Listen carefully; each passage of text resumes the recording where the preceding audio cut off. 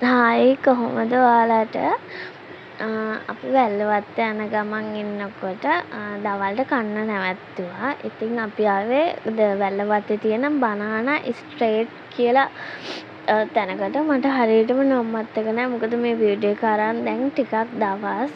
ඒත් මට දාන්න බැරි වුණා.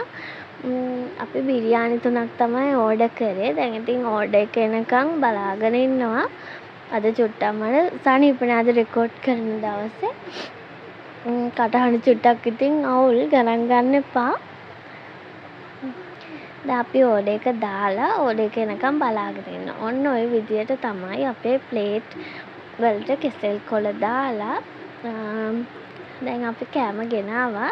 අපි බුරියානි 3ක් ඕඩර් කරේ. චිකනුයි සැලඩ් එකකුයි චෙරි පේස්ට්‍රි තමයි හම්බුනේ. කෑම එක නම් ගොඩක් රසයි. මට මතක විදියට බිරියානි එකක් 1050යි එකක්. අපි මුලින්ම 3ක් ඕඩර් කරේ. බිරියානි බීමයි.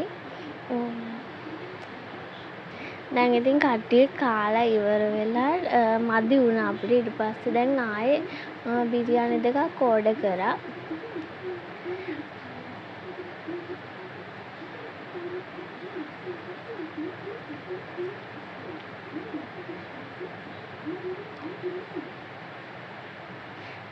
දැන් ඉතින් අපි කාලා ගෙදර යන ගමන් ඉන්නේ.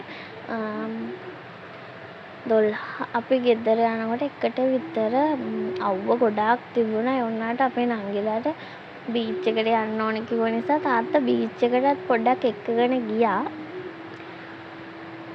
අම්මයි තාත්තයි ආවේ නෑ. අපි 4 දෙනා විතරයි ගියේ. ගිහලා ඉතින් ෆොටෝ ගහලා TikTok එකක් කරලා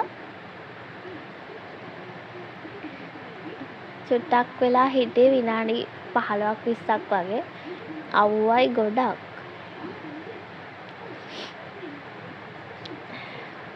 හරිම ලස්සනයි අනේ. කවුරුත්ම නෑ බීච් එකේ.